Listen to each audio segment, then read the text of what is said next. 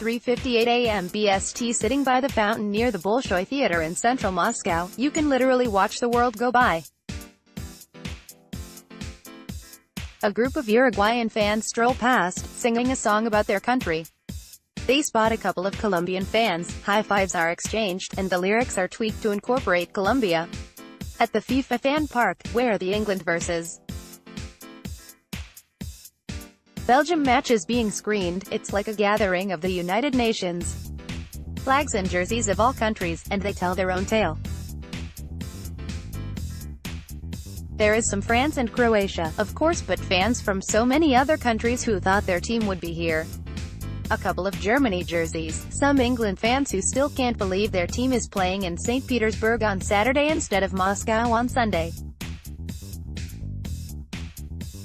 And plenty of fans from, or maybe, fans of Brazil, who possibly buy a ticket for the final the moment bookings open, such is their faith. There's David and Rodrigo from Rosario in Argentina. Ask them why they're here, and David shrugs and says, "It's the World Cup final, the World Cup final." Without doubt, the biggest day in sport every 4 years. None can match this for global appeal. The Olympics is not too hot in South America, or in Southeast Asia. Cricket's World Cup has a reach limited to Commonwealth nations, and the Super Bowl is an American festival. A Grand Slam final? Not even when Roger Federer is on court. Possibly the only other single day of sport to match this would be during the 2008 Olympics in Beijing, but that was a unique case, the games being held in the world's most populous country. Juan Mavramida, AFP, Getty Images. Also see, World Cup stories, Javaditya Gupta in Russia. There are many differentiators, numbers, which we'll come to in a bit, but even more significant than all the numbers is how the world has come to Moscow. The Olympics is great television, but the bums on seats are largely local. In Moscow, it seems the city has been taken over by foreigners. Either that, or World Cup jerseys are being given away free. Not just countries participating. As mentioned above, there are fans from countries with no skin in the game: India, Bangladesh, Thailand, Italy, Norway,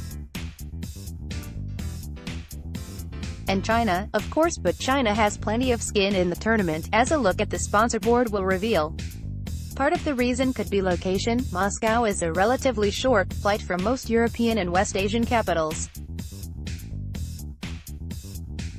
But the world was in Rio 4 years ago and in Johannesburg in 2010, on that freezing night for that most underwhelming of finals.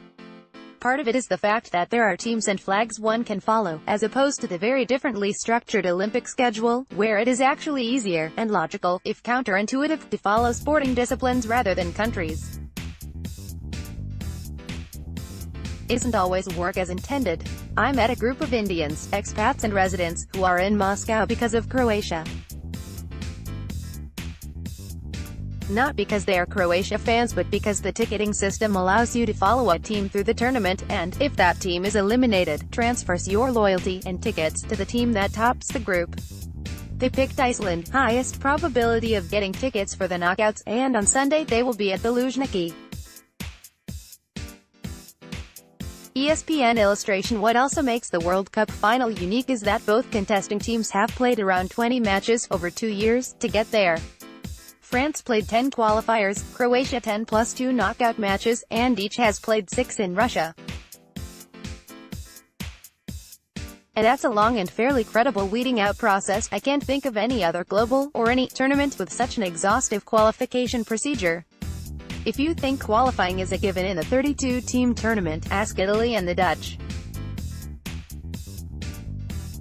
If you think the format is loaded in favor of the big teams, ask Germany, ask Spain. Whichever team plays the World Cup final has pretty much earned its place there. Finally, the numbers, beginning with this stunning fact: the most watched TV program ever in the UK, News and Entertainment included, is the 1966 World Cup final. More than the funeral of Princess Diana, more than the wedding of Lady Diana, or, years later, her sons, more even than any of the events during the 2012 Olympics in London.